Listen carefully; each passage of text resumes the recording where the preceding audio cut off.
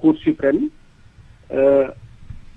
ñu convoqué le 19 août donc mardi convocation à une session extraordinaire pour élection maire bi pour le 25 août lundi bii tey Barthélémy Diaz introduire benn requête de sursis à exécution bu mu soumettre Cour suprême le jeudi 21 août le vendredi 22 août Cour suprême tontu favorablement à la requête mais dina ci tontu balaa réunion bi di am pour fal maire Dakar nga xamante ne tey lañ ko jàppoon à 10 heures Cour suprême ne dina ci wax à 9 heures tey donc ma jàpp ne que l'État est incontournable dans toutes les démarches administratives aujourd'hui diggante vendredi 22 août ak lundi 25 août yaakaar naa ne que circuit administratif bi nga xamante ne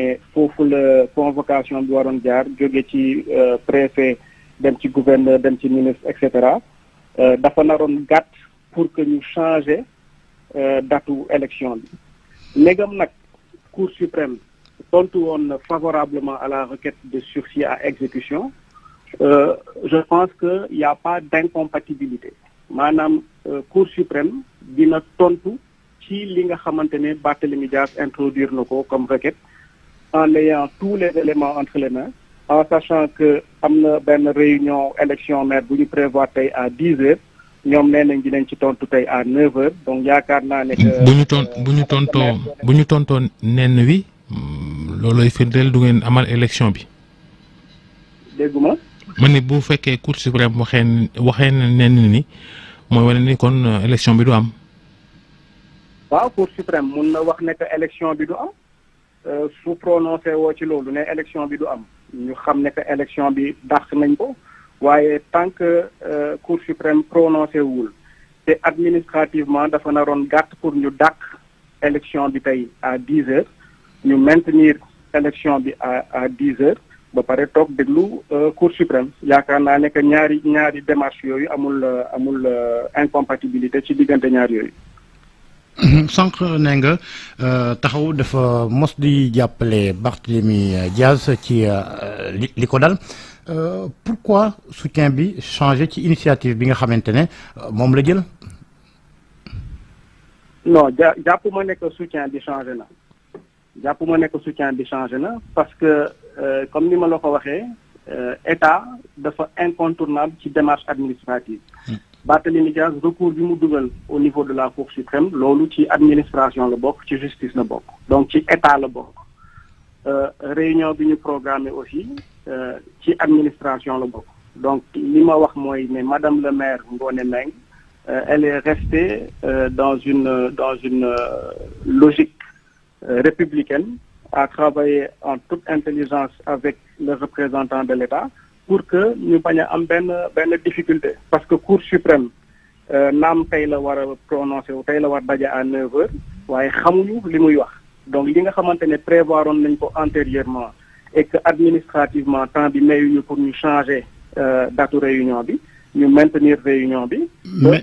mais am na leneen li nga xamante ne donte sax nangu nañ ne administration la waaye politique itam dafa am doxalin. waaw mais xam nga politique. mënoon ngeen contourner est-ce que mënu leen woon contourner loolu nga wax ci wàllum administration jaarale ko ci wàllum politique. non xam nga politique tamit même bu fekkente ne am na ay réalités warul nekk en porte-à-faux ak administration warul nekk en porte-à-faux ak doxalinum état parce que li nga xamante ne tey jàpp nañ ne que injustice la bu ñu teg monsieur le maire Barthélémy Dias. Qui voies yi ñu utiliser c'est des voies juridiques utiliser wuñu voie politique donc dañu jël suñuy ay matuwaay dugal suñuy ay recours ba nga xamante ne recours yëpp épuisé nañ ko te tey jii nii à 9 heures. sauf que épuisé gul sauf que yàgg ngeen xam ne épuisé gul. dégg nga. ma ne sauf que recours yi ngay wax noonu épuisé gul woon mënoon ngeen na xaar recours yëpp rek. oui mais xam nga mooy li ma lay wax xam nga tey dafa am convocation bu am le 19 août convocation pour élection mairie Dakar c'était le mardi. Le jeudi lañ doog a dugal requête de sursis à exécution au niveau de la Cour suprême. Donc tey jii nii li ma bëgg a wax mooy ak lu ñu mun ci programmer pour réunion élection maire ndegam sollicité nañ Cour suprême pour mu wax ci en procédure d'urgence parce que Cour suprême daf ñu yóbbu woon le 18 septembre ñu dugal requête bi mu ne dinaa ci wax tey le lundi 25 avant réunion avant élection wu mairie bi di war a am à 10 heures. Donc aujourd'hui je pense que on est dans une logique de suivre les recours jusqu'au bout. Il y a pas d'incompatibilité entre li ñu tàmbali ak fi ñu toll nii tey. waaye nag politique bi Georges da ci Diop doon wax léegi ak xeex ak nguur gi fi ne bu dee loolu leen tax a jóg ndax ci opposition bi ngeen bokk mënoon ngeen a déggoog Barthélémy Dias rek ci lanka dem ca mairie ba tey loolu moo mel ni lu gën a yenu maanaa am déet. waaw xam nga bu ñu ko lànkoon tamit dafay nekk xëy na benn combat strictement politique alors que aujourd'hui nee naa les combats politiques ne doivent pas être en porte-à-faux ak fonctionnement wu état ak fonctionnement administration parce que tey ñun ñoo nekk ci opposition. attention politique la rek ah. waaw d'accord politique la rek waaye ci yi nga xamante ne xëy na tardel na suñu réew yi bokk na nga jiital politique ci kanamu droit. bu fekkee da ngeen a jàpp ni li ñu jëlee Barthélémy Dias ci bopp mairie bu Ndakaaru awul yoon mën ngeen a ànd ak moom ci li mu wax démb am déet. ci lan la wax. mais conseil opposition bi waruñ fa teg tànk tey. d'autant que jàpp ngeen ne injustice la. oui tout à fait. non injustice dafa wàcc yoon. waaw injustice xam nga on combat pas le mal par le mal dañoo jàpp ne que dañ koo tooy ñu jaarale ko ci yoon topp suñu justice su réew am confiance ci suñu justice su réew ba nga xamante ne introduire nañu benn procédure d'urgence parce que dañu yóbbu woon le 18 septembre ñu ne ñu léegi dinañ ko def le 25 août. Donc ñun je pense que on reste dans une opposition républicaine responsable toog déglu justice déglu Cour suprême bi nga xamante ne war na wax ci mbir mi tey à 9 heures. Bon Georges. mais ñu bëri dañu jàpp ne am na waxtaan wi nga xamante ne seqoon ngeen ko ba amoon ci déggoo pourquoi mbir mi changé automatiquement. ban waxtaan loolu est-ce que déggoo boobu sax amoon na ñu jàpp ne dañuy toxal mbir ma. non ba waxtaan diggante kan ak kan. yéen waa taxaw ak ñooñu Barthélémy Dias yi. oui waxtaan nañu mais li ma bu fekkente ne da ngay def allusion ci article bi ma lire démb ci presse bi rencontre boobu Barthélémy Dias fekkewu ko parce que nekkul woon sax Sénégal. moo tax ma ne la ay ñooñam. waaw mais foofu li ñu fa waxtaanee c'était une discussion technique justement par rapport ak élection bi ak recours bi pour xool les éléments techniques waaye à aucun moment. Il n'a été dit que day am comme ni ma ko lire benn réunion du conseil le week-end loolu musul am et musuñu wax aussi ne que dañuy dàq kii bi dañuy dàq jouru élection bi dañuy dàq convocation bi parce que convocation bi encore une fois ci préfet lay jaar mu soumettre ko madame le maire Ngoné Meng mu topp administration bi pour mun a tenir benn session en sachant que des recours ont été introduits et que avant ñuy egg foofu Cour suprême dina yey yàbb ci mbir mi. bu loolu yëpp weesoo est-ce que li mel ni féewaloo seen digganteeg Barthélémy Dias yéen waa taxawu Sénégal du xàllal yoon waa PASTEF ñu gagné mairie bi ak seen candidat bi ñuy lam-laamee ni Abass Fall lay doon. waa tey nag jusqu'à la preuve du contraire suñu digganteeg Barthélémy Dias réeroo amu ci quant à bokk opposition ba léegi ñun ñoo lëkkaloo bokk benn opposition même si c'est une opposition plurielle avec plusieurs leaders mais ñun ñoo bokk. ma ne conseil yi ànd ak Barthélémy Dias kay duñ fa dem tey te yéen da ngeen dem. waaw xam nga loolu yàgguñ fa ko moo tax ma ne négam. parce que xëy na li ngay wax noonu mooy wàllum politique nag pur et dur loolu mooy communication politique waaye ndegam yegguñu foofu bu cour suprême waxee ci mbir mi tey à 9h di nga gis ne que situation bi dina changer donc. luy changer luy doon seen attitude seen comportement. non réeroo du am suñu biir on va rester ensemble parce que candidat au Pastef bi ngay wax si je ne m'abuse tey ci biir conseil bi amu fa lu ëpp 15%. amu fa lu ëpp 15%. donc pour nga jógee ci 15% ba majoritaire yaakaar naa ne jéego yu jéggi dayoo mooy mën a tax mu am. conseil yi mën leen a jënd de lu nekk daan nañ ko fi gis ci biir conseil municipal bu ñuy fal maire am déet. waaw lu ne gis nañ ko fi loolu dëgg la lu ne gis nañ ko fi waaye gëm nañ ne que ñun suñu conviction moo ëpp doole bépp avantage boo xamante ne war nañu ko mun a tegal sur la table wala bépp disons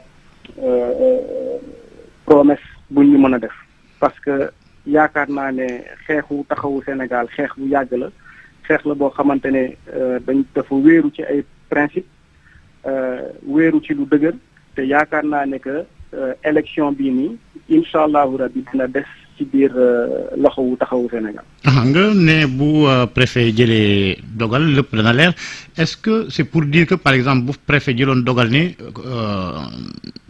mën ngeen continuer seeni ndaje bañ a jox raison Barthélémy Diaz ñoom waa Sénégal bi ñu bëgg lañ leen di rallier wala déet dégg nga googu da ciy amam. waaw Cour suprême pas préfet ah. Cour suprême je veux dire. voilà Cour suprême bu waxee ne que réunion bi mën na am nekk mën nañu procéder à l'élection du maire de Dakar gëm naa ni effectivement waa Sénégal bi ñu bokk ils ont tout intérêt à rester avec taxawu Sénégal des ci bloc opposition. mais est-ce que déggoo am na ci est-ce que déggoo am na ci. waaw wax xam nga ba ci cappaandaw ga du ñu xam ku ci nekk li muy def waaye waxtaan am na accord de principe am na. ah bon waaw. accord de principe quelle que soit la décision ngeen dajewaat. non xam nga moo tax bëgguma anticiper ci mbir yi mais suñu dégloo li conseil li cour suprême wax ak décision bi mu joxe ak argumentaire bi mu joxe bu boobaa parce que xam nga un principe ça reste un principe maintenant nag il y a des étapes décisives des étapes cruciales yoo xamante ne buñ ko tegee sur la table bu boobaa nag ñu doog a xëy na nekk ci lu gën a concret nekk ci lu gën a précis mais sur le principe que ce soit taxawu Sénégal ou Sénégal bi ñu bokk ñun ñoo bokk opposition bi ñu nekk. mais am na beneen force bi nga xamante ne mu ngi ci conseil municipal ba di waa Benno Bokk Yaakaar ñoom ci mbir mi yëpp est-ce que seq ngeen waxtaan ci mbir ma ndax yéen ñëpp a bokk opposition bi comme ni nga koy waxee opposition benn la mais elle est plurielle. Bien entendu. L'opposition est plurielle et peut-être c'est ça qui fait la beauté de notre démocratie. Benno Bokk Yaakaar ñu ngi ci biir conseil bi. PUR ñu ngi ci biir conseil bi ñeneen ak ñeneen ñu ngi ci biir conseil bi. gis nañ communiqué waa PUR ñoom nee nañ tànnuñu benn candidat loolu leer na. non loolu man bu dee ci dernière nouvelle yi ma am tey ce matin PUR nee nañ ne que amuñu candidat. c'est-à-dire que dàq nañ li nga xamante ne dégg nañ ko biig nekk dañoo am candidat PUR amul candidat. da ngay dëggal li mu wax rek. ci may wax ak yow nii PUR amul candidat. loolu la wax kan ngeen foog ni ñoom lay jàppale bokk xanaa candidat Pastef ndax gis nañ laamisoo gi am diggante PUR ak Pastef jamono yii. waaw xam nga laamisoo nga wax xam nga laamisoo mooy seq jàmm rek. mën nañu seq jàmm ci biir langue politique bi waaye suñuy ay conviction ak boor bi ñu féete en tant que opposant par rapport au pouvoir loolu xëy na mën na bañ a deñ mën nga seq jàmm ak pouvoir mais des opposant des opposition PUR dafa am particularité ñu nangul ko bu fekkente ne am na seq na jàmm ak pouvoir loolu tamit dañ ci sant yàlla alhamdulilah. waaye bés bu dëggal sa bopp ci opposition jotee ñu ngi leen di xaar que ñu wane seen bopp ci loolu effectivement. jërëjëf Mokhtar Ba taxawu Sénégal waaye yaa jiite RCD Rassemblement Citoyenneté et Démocratie jërëjëf ci waxtaan bi kon ci kanam tuuti daañu xam fu wànnent di mujjee ki bu gëtam jërëjëf Georges jërëjëf Cheikh Tidiane. ubbiti école bi promo